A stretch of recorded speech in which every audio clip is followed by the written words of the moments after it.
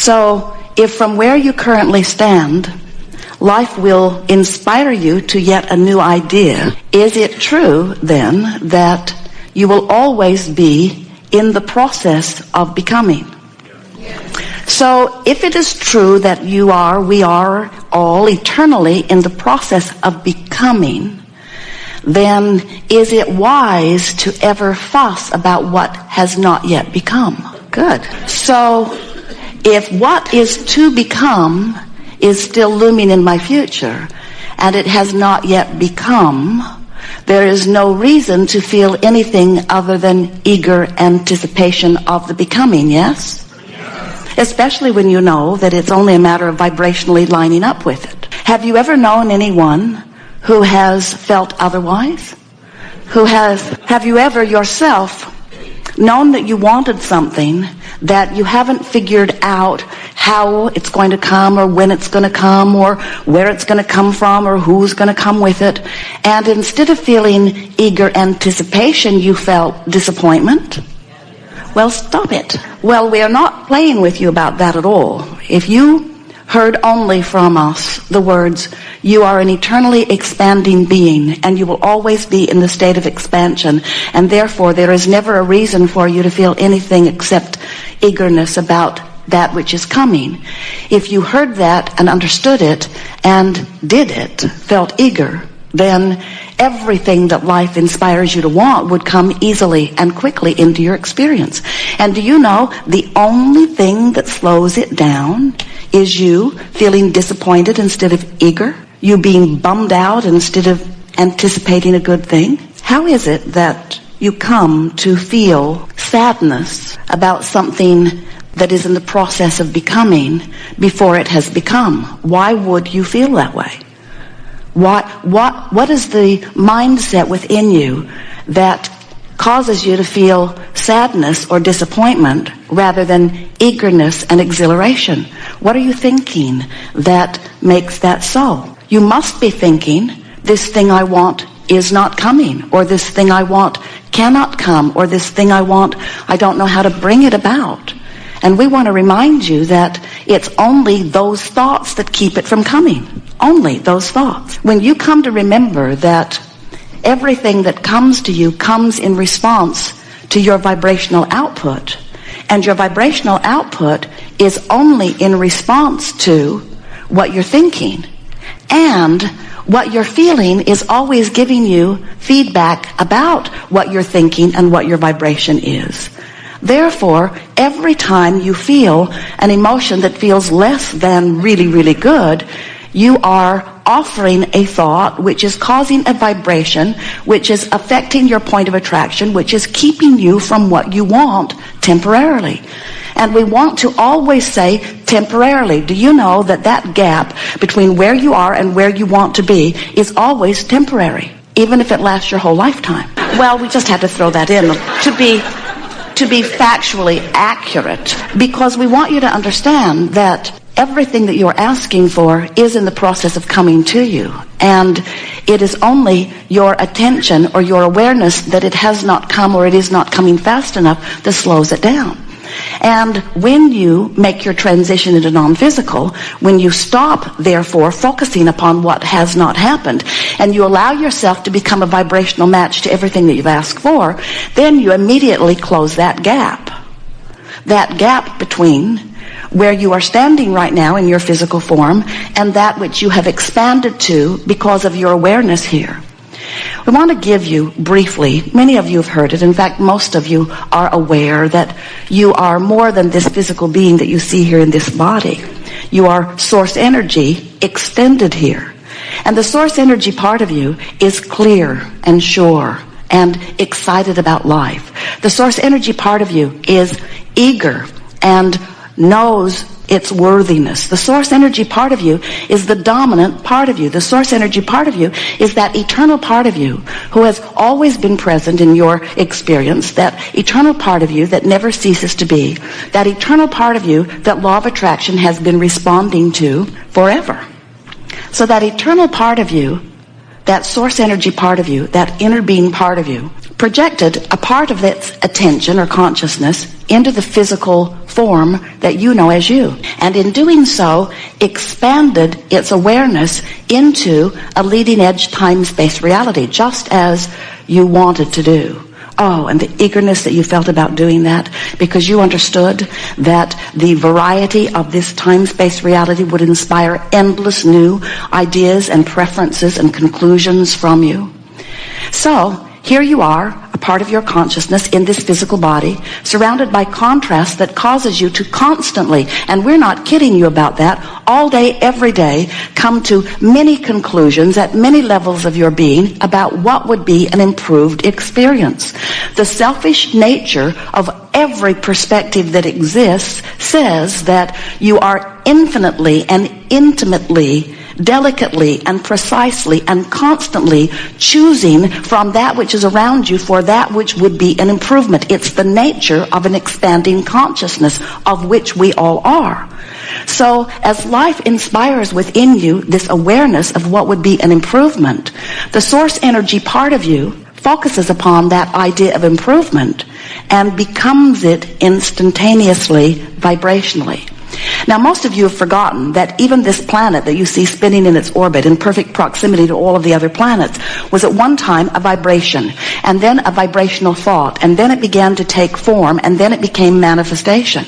And we want to say to you, all things are that way, and everything that you are creating is that way too. So we want you to feel an exhilaration when we say to you that the source energy part of you that expresses itself through you, this physical being, when you in your physical form give birth to a new idea, that non-physical part of you rides that rocket of that new idea and embraces it fully, holds it completely. We've written a book and given it the best title ever, because the title says everything that we want you to know. Ask and it is given.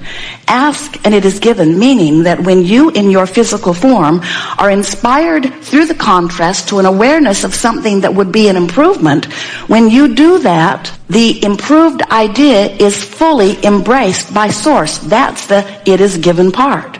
You ask and it is given. But you in your physical form then must figure out a way to now become a vibrational match to what you've asked for. And you don't usually do that instantaneously. In other words, the blessed contrast inspired you to knowing what the improvement would be. But most of you are still standing over there in the contrast that made you long for the improvement. So your attention to what is, or your justification of how you need it, you learned that when you were trying to get things from your mother. I need it. I really, really need it. See how bad it is without it for me. I need it. I need it. I need it. I need it. I need it. I need it. And your mother, bless her heart, ruined you. When she heard your need and responded to it, she gave you a distorted view of how law of attraction worked. She circumvented law of attraction, went out of her way to give you in your time of need, and therefore distorted your world, and that's why it never worked out, because eventually she became to resent you using her as the vortex through which all your good came. Remember that day she pecked you on the head and said, get lost? In other words, isn't it true that when you are in this vibration of neediness, even though you might be able to eke out some response from those well-meaning people who want to help you out in your need, that when you beat that drum of neediness, even though you may get some dear hearts to respond to you, the thing that really happens is in your neediness, you block yourself from all of the abundance that is waiting for you in your vibrational escrow. Because what's waiting for you in your vibrational escrow, that which is being held in vibrational escrow by the source energy part of you, can only be accessed by you when you become a vibrational match to your vibrational escrow and to the source energy that is holding it for you in vibrational escrow. In other words, you just can't get there from there by focusing on there. You've got to turn toward where you want to be, and then you begin moving in that direction. Our favorite way of expressing this to you quickly and accurately is to say to you that as this source energy being, this eternally expanded being that you are, As you come forth into this physical form and you know what you don't want, you know what you do want. And every time you know what you do want, Source rides that rocket.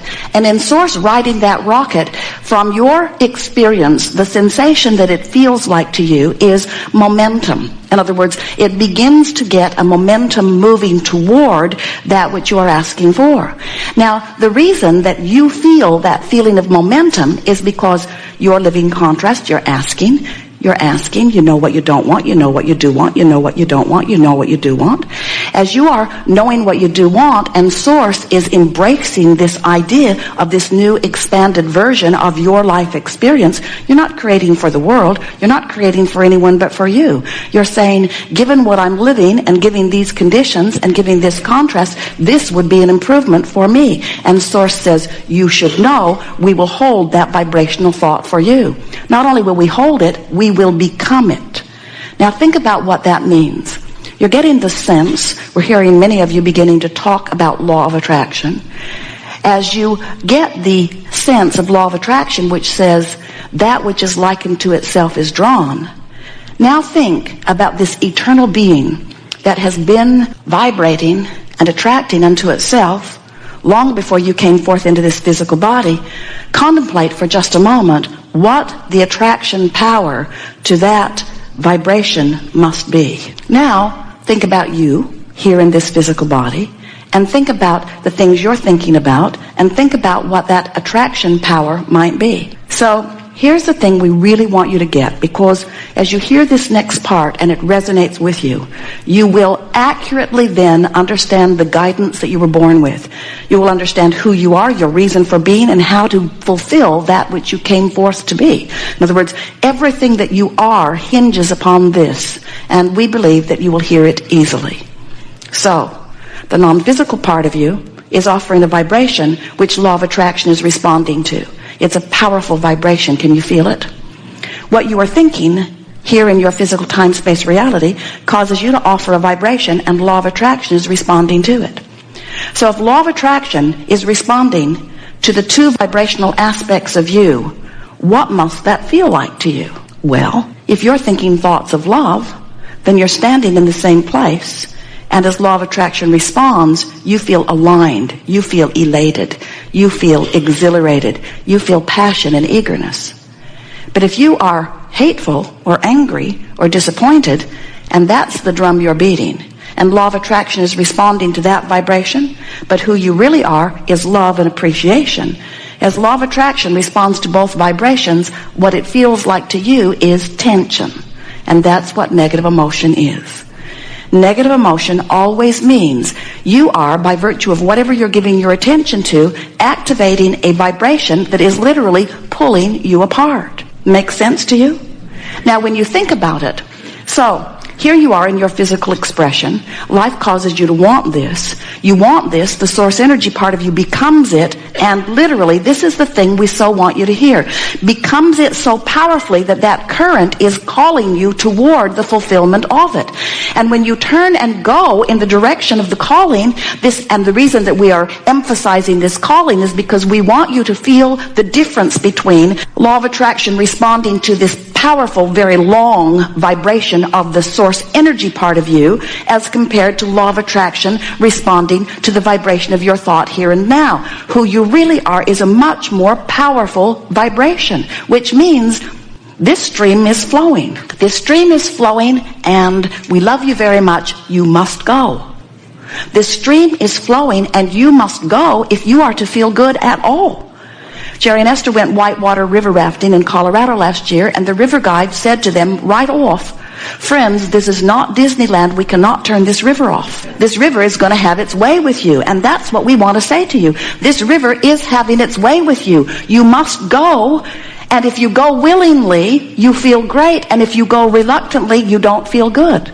Can you get that? In other words, this stream is flowing because life is causing you to ask, and source is becoming what you've asked for. And law of attraction is responding to that vibration and calling you toward it. And when you go, you thrive, and when you don't, you don't.